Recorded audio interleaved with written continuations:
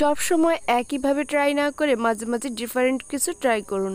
Broiler chicken কিন্তু অনেকেই খেতে পছন্দ করেন না, তবে সঠিকভাবে রান্না করলে সবাই খেতে পারবেন।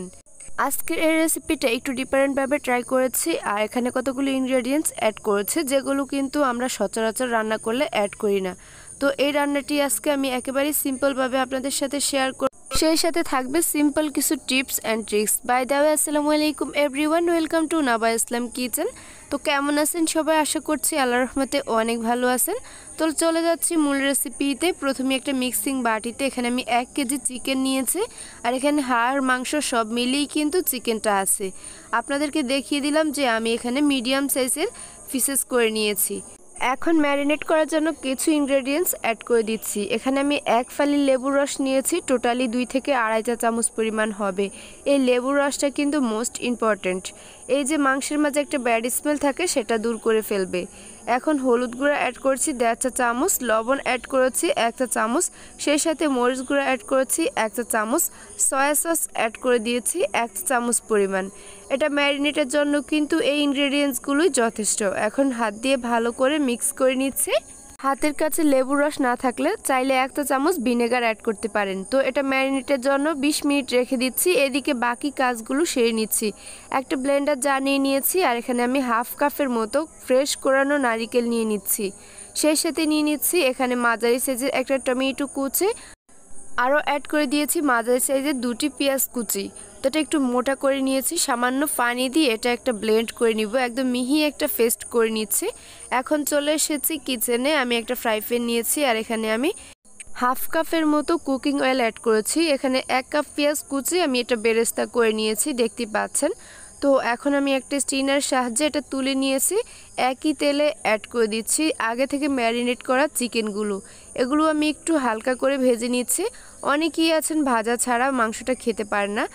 এই চিকেনটা ভেজে রান্না করলে কিন্তু কোনো রকম ব্যাড স্মেল থাকবে না। আমি একটু হালকা করে লালচে করে ভেজে নিয়েছি, আপনারা দেখতে পাচ্ছেন। তো আমি একটা সাইড যখন হালকা হয়ে গিয়েছে, লালচে স্পট পড়েছে, তখনই কিন্তু আমি উল্টে দিয়েছি। আর এখন আমি এগুলো তেল থেকে তুলে নিচ্ছি। এভাবেই কিন্তু আমি 2টি লেয়ার করে এই চিকেনগুলো ভেজে নিয়েছি।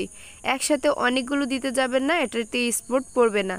যে তেলে চিকেনগুলো ভেজে নিয়েছি, একই তেলে কিন্তু তেলটা ঠান্ডা হয়ে যাওয়ার পর আমি চিকেনগুলো অ্যাড করেছি। সেই সাথে ভেজে রাখা পেঁয়াজ বেরেস্তা অ্যাড করে দিয়েছি।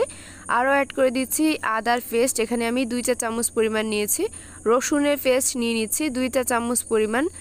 এখন কতগুলো শুকনো ইনগ্রেডিয়েন্টস অ্যাড করে দিচ্ছি। হলুদ গুঁড়া অ্যাড করেছি 1.5 চা চামচ পরিমাণ, মরিচ গুঁড়া অ্যাড করে দিচ্ছি 2 চা চামচ পরিমাণ। ঝাল আপনার টেস্ট অনুযায়ী ব্যালেন্স করে নিতে পারবেন, তবে এই চিকেনই কিন্তু একটু ঝালঝালি খেতে ভালো লাগে। সেই সাথে 1 চা চামচ লবণ অ্যাড করেছি, জিরা গুঁড়া 1.5 চা চামচ, ধনিয়া গুঁড়া 1 চা চামচ, কালো গোলমরিচ গুঁড়া হাফ চা চামচ অ্যাড করেছি।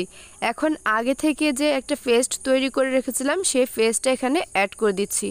এখন সম্পূর্ণ উপকরণগুলো হাত দিয়ে ভালো করে মিক্স করে নিতে হবে।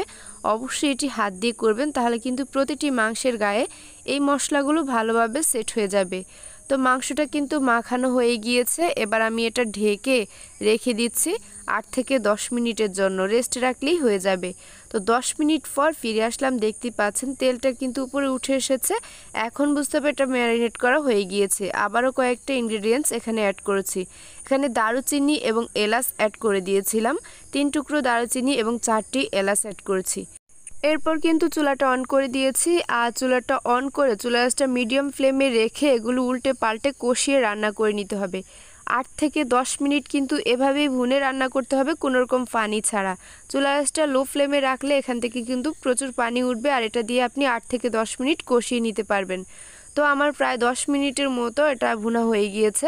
এরপর আমি পানি অ্যাড করে দিয়েছি 2 কাপের মতো। এটা যেহেতু আগে থেকে ভেজে নিয়েছি, আর ব্রয়লার চিকেন রান্না করতে খুব একটা সময় লাগে না, তো আমি কিন্তু এখানে 2 কাপ পানি দিয়েছি, আর এটা পারফেক্ট হয়ে গিয়েছে। সেই সাথে ফ্লেভারের জন্য কাঁচামরিচ অ্যাড করে দিয়েছি, আর এখানে অ্যাড করে দিয়েছি আগে থেকে একটু পেঁয়াজ বেরেস্তা রেখে দিয়েছিলাম, সেটা আমি পরে অ্যাড করে দিয়েছি।